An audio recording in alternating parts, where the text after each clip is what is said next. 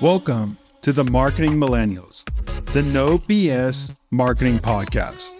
I'm Daniel Murray, and join me for unfiltered conversations with the brains behind marketing's coolest companies. The one request I tell our guests, stories or it didn't happen. Get ready to turn the up. We are back with another episode of the Marketing Millennials podcast. This episode was recorded last year, but is still relevant today. Sam Dunning joined the podcast to break down 7 deadly sins of websites and how to fix them. We talked about why your site isn't converting, what buyers actually care about, and how to make your website your best salesperson. I really enjoyed this episode and I hope you do too. Let's get into it. I'm excited to chat, Sam. Welcome to the podcast. Hey, Daniel. Thanks for having me on, man. Looking forward to the chat. First question I have for you is, how did you get into marketing? Yeah, so mine's a bit of a funny story, actually. I started off in retail. So I was actually in a store, a UK shop retail line called Jessop's, selling cameras and video equipment and that kind of stuff. And absolutely hated dealing with the general public, man. Like, it was not for me. Like, my wife's a retail store manager. I have no idea how she has the patience for that. And I did that for a year or so. And then I was kind of ranting to my friends, and my cousin came in the store one day and said, Sam, there's a job going as a salesman stroke project manager at a website and SEO company. So I had an interview, and then the next day I left the retail job. And that was probably 12 or 13 years ago, and haven't really looked back since. So I've kind of gone from project manager, stroke seller, stroke jack of all trades around websites, SEO, digital marketing, to learning the nuts and bolts, then eventually niching down to B2B kind of service and B2B SaaS companies with who we mainly serve, and started my own podcast, and kind of over time, I suppose, refined my marketing knowledge, and I guess got more and more into it. So today we're going to take all that knowledge and that you had in website SEO and boil them down to some deadly sins. What is the first deadly sin of website that people should avoid? Yeah. So it's probably a double hitter. I'd say the biggest issue, the biggest mistake, the biggest thing that people fall short on when it comes to B2B websites especially is designing for ego combined with a lack of research. So what I mean by that is that when companies come to actually putting together their website copy, their messaging, and the design, they're crafting it out, they're building it out for what they think looks good. And when I say they, I mean either the CEO, the founder, or perhaps internal teams, perhaps the marketing team themselves. They're crafting it around what they think is going to hit, as opposed to what their focus client, actually the people that they want to buy their service, buy their offer, or buy their software, cares about. And after all, as business owners or as marketers or whatever our role in the company is, we've got a warehouse full of stuff. We've got an unlimited supply of it if we're selling software. We've got plenty of it. We don't need to sell it to ourselves. We need it to resonate and hit home with our target clients. So a lack of understanding of target clients and designing for our own egos as opposed to building out our messaging, copy, and design for focused clients is a big one that I see so often. I mean, you've only got to go onto a technology or a SaaS or a software site, and probably of the vast majority of them, 80%, you hit their homepage, you read their headline, their strap line, and it's like a cutting edge 360 all-in-one revenue platform to boost your sales this year.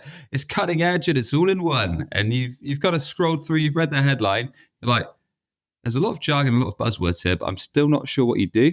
And then you scroll down their website homepage some more.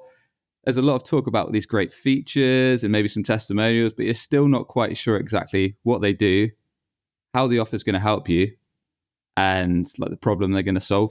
And many websites fall short because they want to talk about how great they are or how cool their product is or the awards they've won, rather than actually understanding what prospects care about when they land on your site.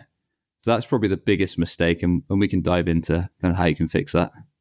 Yeah, let's go into what is one or two things that someone could do to fix that problem. Because I see it all the time. I I've been in B2B for a long time. Yep. I've been to B2B conferences a long time, and you see five of the same companies saying they're number one, and that it's impossible that five of the same companies could be number one in the same space. So Yeah, man, like we're the number one in this vertical, or the homepage is just jammed full of G2 badges or awards, or we're cutting edge or award winning. Everyone listening's probably seen the same thing. So a lot of it is just down to a lack of research, really. So the best websites are built on rock solid research. So what they tend to do is the marketing team or whoever's working on it will interview kind of target clients, i.e., folks that fit your target persona, or clients that you've very just recently onboarded. So then you can actually understand things like what are the main problems that they came to you to solve, what were the frustrations they were having around that issue, what was the tipping point when they realized that they needed to solve it? Was it like costing them money? Was it costing them internal problems? Was their job on the line? Was resources being sucked up internally? And how did your offer kind of help them fix a problem? How did it help them get a job done? How did it improve your life? All that kind of good stuff. And other things you can ask on these kind of interviews is like, how do we stack up to competitors in our space? What do you think is different about us? What was it that made you decide to work with us as opposed to other companies? So the reason you're doing this research is so you can understand your points of differentiation and problems people come to you to fix and what they actually care about. And once you do kind of, 11, 12 interviews with these target clients, you'll start to notice patterns. And from those patterns, people will say a lot of the same kind of words. They'll say this is the common problem, and this is the common kind of job I wanted to get done, and these are the results you brought to the table, and this is what we care about seeing on a website in your sector space. So you can leverage those patterns of feedback to understand and aid your messaging, your copy, your headlines. So when someone flicks onto your homepage, for example, putting this into a practical case, is you might have heard of it as something called the grunt test, coined by a chap called Donald Miller. There's a book called Building a Story Brand, and that basically means, could a caveman sitting in his cave in caveman times, could you stick a laptop in front of him while he's warming up by the fire? And could he quickly see your homepage in a couple seconds grunt exactly what you do, how your offer helps him, how it's going to help him improve his life or his business, and thirdly, how could he learn more, or how could he book a call with sales or take a next step with you? If it can't do those three things to a caveman, then how the heck's it going to do that to your target prospect? So it's all about getting your homepage headline crystal clear above the fold on what you do, how it helps, and how to take the next step. And there's a bunch of frameworks that you can use for your homepage messaging. So you can go problem-centric, i.e., in the proposal space, it might be, are you tired of endless back and forths of sending proposals and one click, get proposed sales proposals signed off by your ideal clients? Another framework is we do X to bring Y result. Another framework for homepage headlines is talking about a enemy in your space, something you hate about your sector, i.e. in the SEO space. Are you tired of SEO agencies promising the earth and delivering jack? We don't work with everyone. We talk to you first to see if we can or can help you. So there's a bunch of ways you can do it, but that's kind of how you can put that into play for making sure your homepage resonates in terms of the messaging. And then, of course, there's other things that you want to do, including kind of layering that with social proof. So when someone scrolls, they can check out brands that you've helped, check out client testimonials, and kind of eventually flick through to learn more on the service, offer, and detail pages on your website, which we can dive into in a sec. I think also doing that research up front also can help get over that ego that leadership has, because you can go with them with research and say, hey, these 30 customers are saying this. It's a little different than what you've been telling me. I'm going straight to the sources. Data. This is not my opinion. This is what customers are saying, instead of trying to convince them with no research that this is what the homepage should be. So I think it gets over the first hump also. Hey, let's put our ego aside. Customers are saying this. Let's do what our customers are saying or our buyers are saying. I like that a lot. Definitely. And not only does that research aid your website and your messaging and your copy for your site, but it informs your marketing in general, right? If you're understanding the key juicy problems that you fix, and that's going to help your outbound messaging for cold calling or cold email, it's going to help your ads if you're running LinkedIn ads to target personas. So you know what juicy problem resonates, you know what the kind of features they care about, what jobs they want to get done. So it informs everything. So it's really, really useful for sure. Let's go into number 2 problem that you see deadly, Sam. Yeah, so lack of research designing for yourself. And then we've got, another one which is pretty common and pretty easy to fix is just a slow page speed. So if you go onto a site and, I don't know, perhaps you open it on your mobile or maybe your laptop on the go and you've waited a couple seconds, still not there. A few more seconds, still not there. You can maybe see part of a video or a scrolling banner and eventually kind of 10, 15 seconds left and you've eventually got to the homepage. And the thing is, if someone's clicked through an ad, or maybe they found you on social or you've been recommended to them, if your website's super slow, painfully slow to load, then it's just going to frustrate prospects. It's going to leave a bit of a sour taste in their mouth as their first experience of your brand and of a frustratingly slow website. And they're probably just going to bounce off to a competitor that gives them a better experience. So there's a number of culprits that slow down websites. It's things like embedding a ton of video, doing a ton of animations, maybe not optimizing photos or imagery that's on the site, perhaps having tons and tons of plugins, especially things like WordPress sites where you've got endless plugins that aren't well supported or updated, perhaps not updating your platform as well if it's WordPress or similar. All these kind of things can gradually slow down your site, but there's a tool called Page Speed Insights. There's other ones as well, and you can literally type in your URL and it gives you 5 to 7 actionable tips that you can do to improve that page speed. And ultimately, it's going to improve user experience. It's going to reduce bounce rates, so people are going to have a better session time on your website, thus improving the likeliness that they convert. So that's probably another common one we see. And especially in a world where people are buying things the e-commerce way and they want to one-click purchase, they want things fast, they want things now. If you're slow on a B2B website that is not even selling in 2 seconds, it's going to screw you over. If they used to these B2C websites where they can just go and everything just works seamlessly. So it's the same thing for B2C, but it's just people are used to getting more and more used to speed optimization, doing things fast. There's so many choices out there, so they don't have to wait for you. Like 10 years ago where you were the only probably choice in the market and they could wait for your speed to be a little slower than most, but now they have 10, 15 options. That's different than you. Exactly right.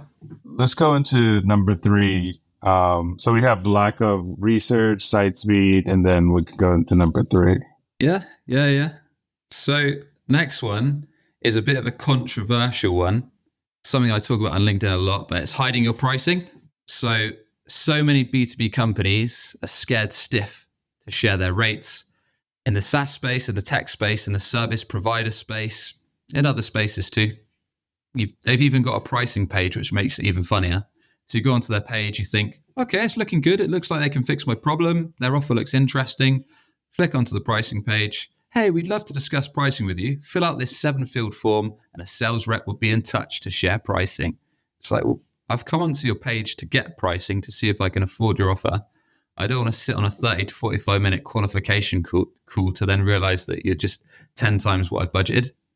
Why not just share it? So, typically in low ticket SaaS, you've got 3 options, right? Like a starter, $10 a month, medium, $20 a month, maybe pro, $45 a month, and then maybe enterprise options. But when companies get scared to hide pricing is usually for higher ticket offers, especially for service providers in the B2B space. Their argument to me will be, well, Sam, all of our offerings are custom, tailored and bespoke. I'd say fine, but why not give 2 or 3 brackets? So i.e. our custom option 1 is 10 to 15K. That typically covers this. Option 2, 15 to 25K.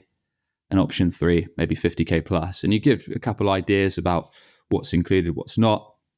But the good thing about a pricing page is if you look at your analytics, when you've got them up, it's often the most viewed page on the site. So not only is it a chance to qualify people in and give an idea of what bracket they might fall into, but also you can back up your claims with social proof. So you can use things like relevant customer stories and videos, tailored testimonials and make sure they've got a picture of the person, and of course their job title and problem you fixed, how you helped, results after. What's another thing I like to do is address sales call FAQs head on. So I normally involve an FAQ section in the page, probably towards the bottom, which will quite literally answer questions and objections that we'll get on sales calls. So in my case, why are you folks so expensive for SEO? Isn't Google Ads like 10 times faster to get leads? How long does it take to get SEO results? My cousin can do it cheaper. Like literally, I'm on my FAQ pages, I'm putting these things that I get on my sales calls, addressing them head on, so I don't have to waste time, or my team doesn't have to waste time. So pricing pages are not only good to qualify prospects in or out, but they can build trust with those social proof elements, and they can save your sales team time by handling objections and questions up front. Yeah, and it's funny because I've heard also a lot of people don't put pricing on because of that they think that the sales team doesn't have negotiating power if they put pricing on there, which is funny because it's like, don't you want your sales team to have more time to actually work with people who are actually in your that's a qualified buyer, not that they have to swindle their way to try and get the right price for someone. And I love that FAQ question, because you could just go ask your sales team what are the 6 objections you get, and they can give it to you, and you just put that as content on your website. It's that easy. Definitely. What are some other things that people have told you of why they hide pricing? And because I feel like besides the things you said, what are some other things that you would tell them, hey, for not hiding pricing? Yeah. So some people will say, well, Sam, if we hide pricing, then we're going to get less leads come in, which is usually true. But then you've got to weigh up your time, or your sales team's time, depending on the size of your business.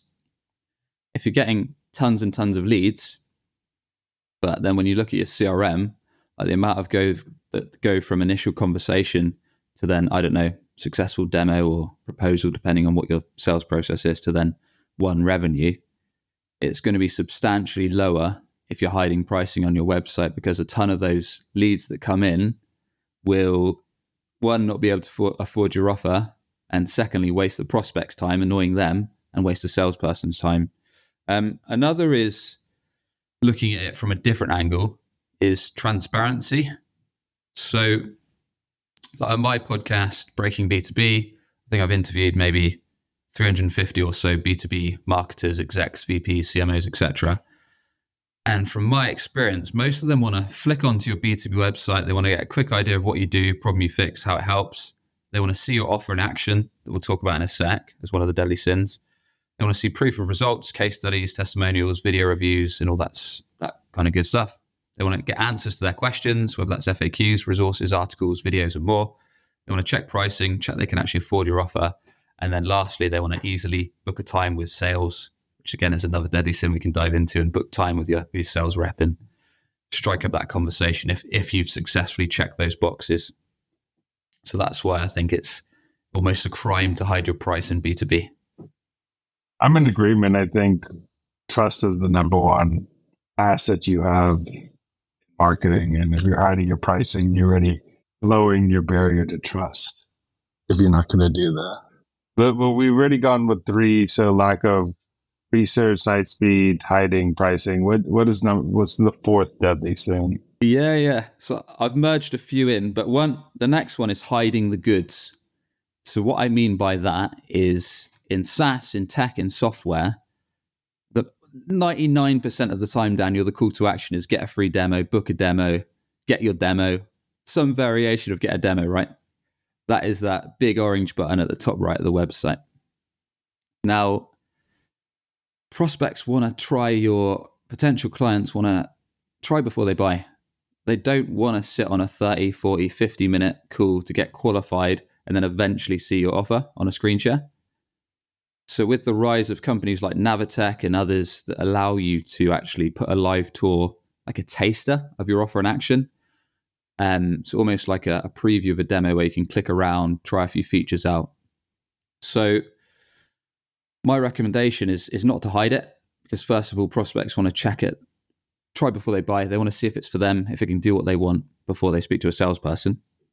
Now, there's a bunch of ways you can do that. You can get an interactive demo for your site, or you can do interactive GIFs. So as people scroll through your website pages, you can have different GIFs outlining each feature. Maybe you've got videos for each specific feature, problem it fixes, or use case.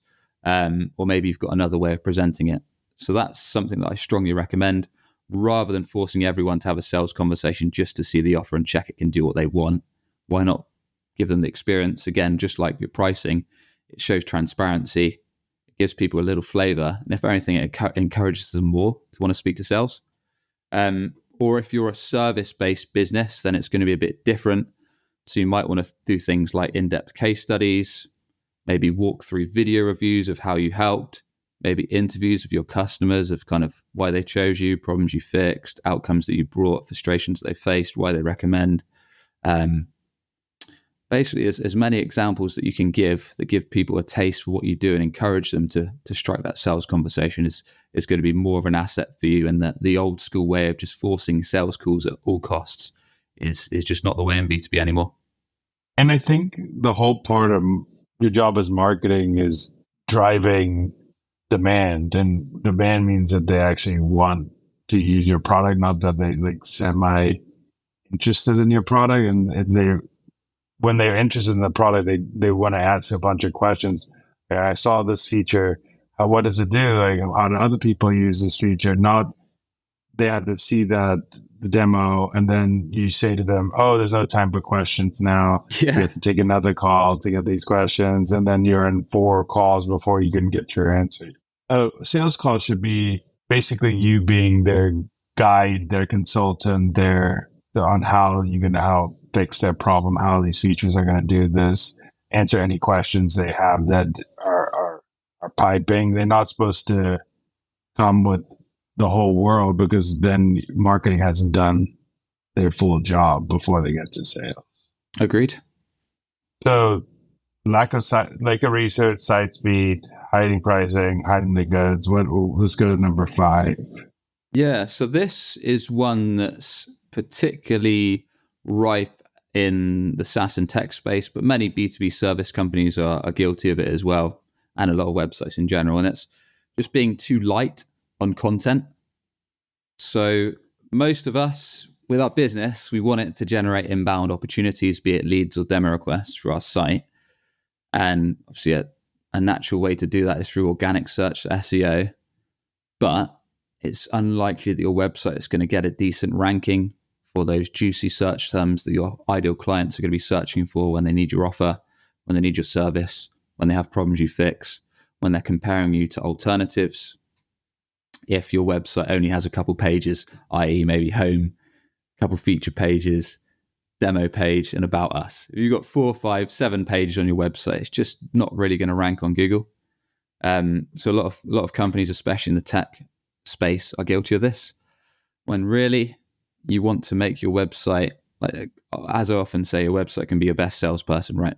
It's live 24/7, and it can be representing your company well, building trust and converting, or it can be doing literally the opposite of that around the clock, especially if you're driving ads to it, marketing to it, and more.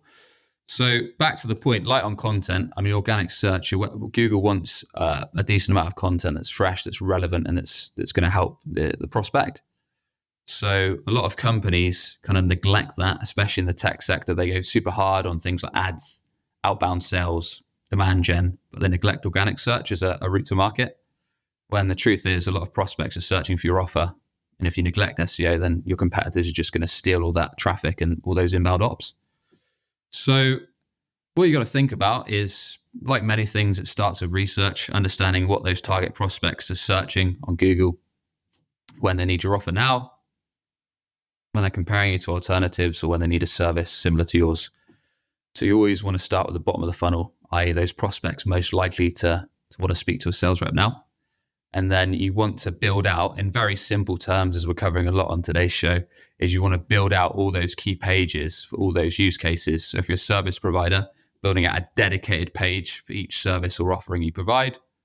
Or likewise, if you're in the tech space, building a page for each element of your offer, and then building out a page for each use case, i.e. referring back to my business, that might be one page might be B2B SEO for SaaS companies, or SEO for service-based companies, or SEO for fintech companies. So I'm literally building out pages for each and every competitor, each and every use case or persona or ICP. And that's one of the big mistakes, because a lot of companies just don't do it. And then if you're in SaaS, another quick win is to do alternatives pages.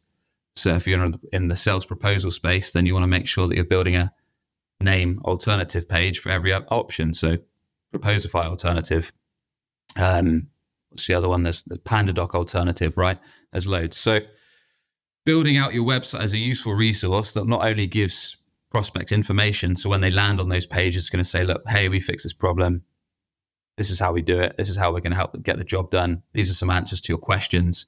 And this is actually our offer in action. So if you want to try it or book a demo, you can. A quick way to actually build content that ranks, very, very simple technique, is once you've determined the keyword that you want that specific page that you're building out to rank, you literally type it into Google. You check what is number one in organic search. You look at the ways that they formatted their page, and you make notes on each and every way that you can one up this page, that you can surpass this page in every way possible. It could be depth of content. It could be putting more case studies. It could be using unique data points. Maybe you've got surveys. Maybe you've got reviews, analytics that they don't have. Maybe you do a bigger FAQ section. So for an example, when I was at WebChoice, when I wanted to rank for B2B SEO company, I literally just typed into Google, looked at the competitor that was organic search, and then just made an FAQ section that was 10 times as big as the current number one. And literally just took all the questions that I get on sales calls, made the biggest FAQ section ever, plus covered a bunch of other useful topics above that. And 3 weeks later, I was organic page one and started getting a steady flow of inbound leads. So it's not that hard to rank on Google once you've got some domain authority and once you're building pages for buyers. But a lot of companies, sadly, start with blog articles, start answering prospect questions, and those don't generally drive bottom of the funnel high quality leads. It's the service pages, the offer pages, the alternative pages, the integration pages that are going to drive those bottom of the funnel sales calls. And that's something that a lot of companies are just too light on their content. And I think the whole point of Google now is capturing demand that's coming in for buying, because people are searching for things that they're trying to buy or trying to answer questions. So they're really kind of in the research phase. That type of content, blog content, is more normally attention-based content, trying to get people to build expertise, which is great. But if you don't have the first part, which is helping them decide whether to go with your product or not, it's harder to get. Then the attention doesn't even matter, because you got to drive them somewhere. And if you're driving them to nothing, it's not going to work. So, yep. So the first 5 we cover: lack of research, high speed, hiding pricing, hiding the goods, light on content. What's number 6?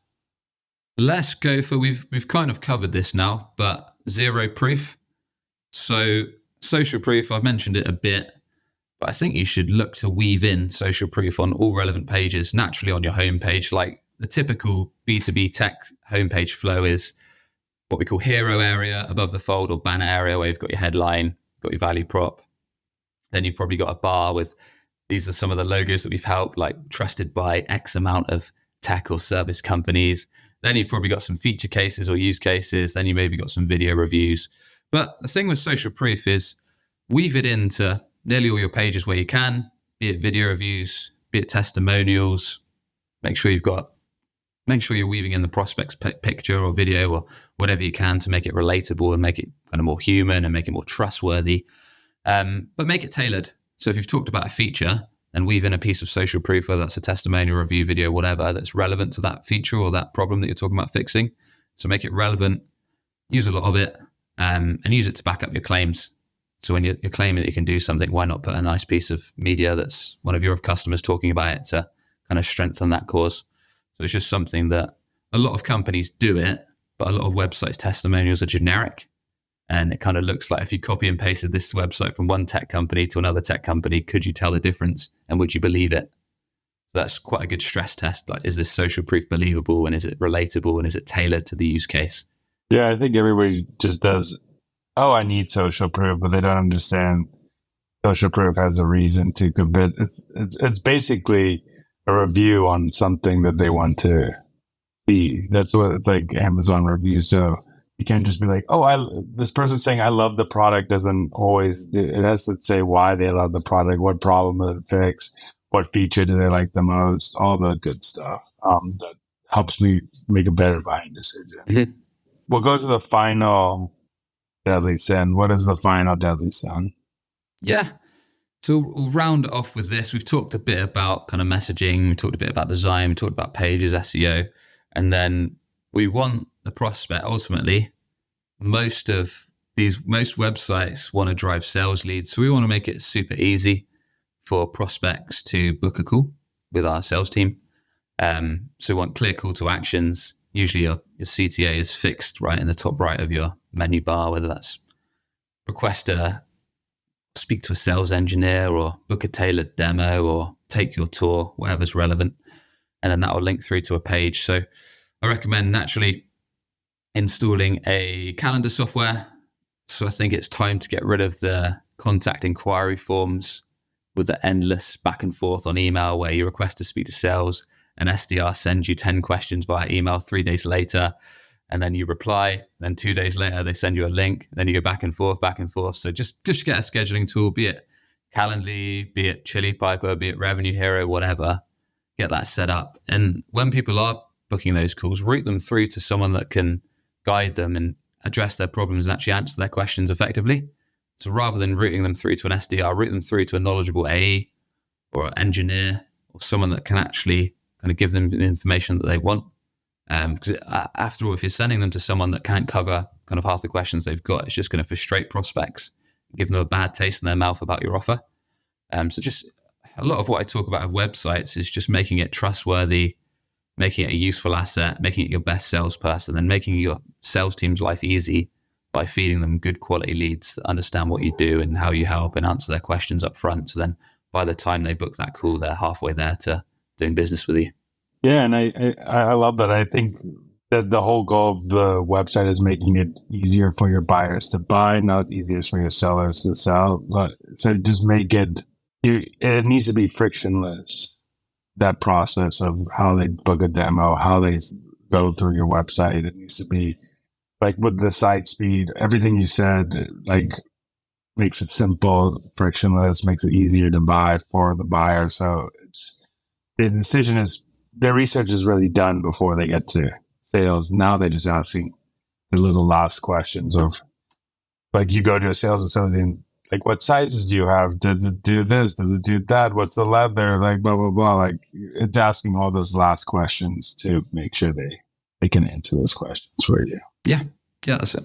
And last question I have for you is, what is a marketing hill you would die on?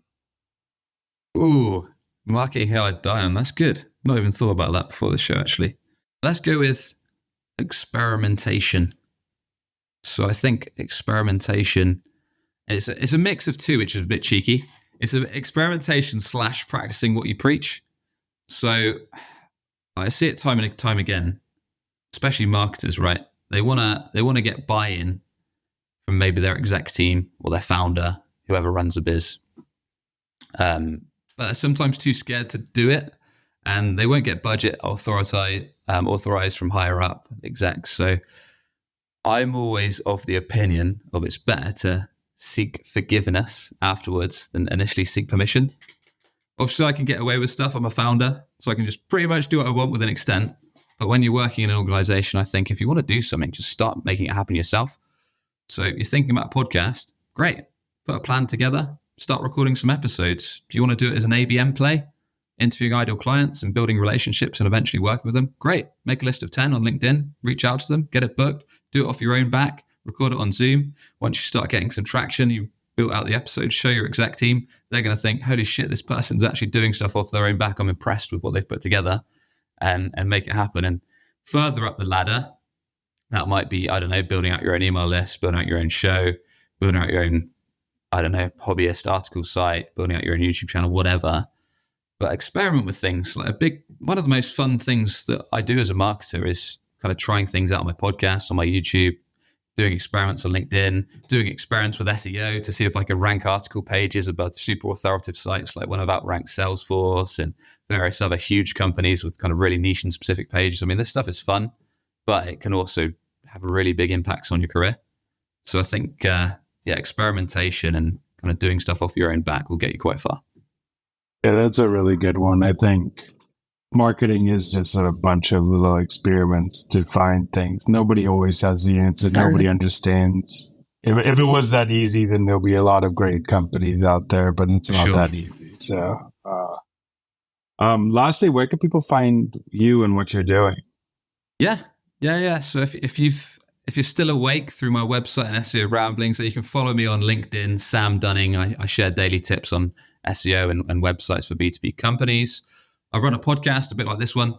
So we share actionable, no BS, solo episodes and guest interviews. That's called Breaking B2B. Or if you're maybe a little bit frustrated that your website isn't driving a steady flow of qualified sales leads, or competitors are constantly ahead of you on organic search on Google, then we can fix that with our unusual approach to SEO and web design. It's breakingb2b.com. Awesome. Well, go follow Sam. He just gave you 7 deadly sins, but I bet you he can give you 30 deadly sins of not to do on the website. Thank you so much for coming on the pod and sharing your knowledge. And I really appreciate it. Thanks, man. It was fun. Thanks so much for listening. Keep tuning in to hear more great insights from the coolest marketers from around the world.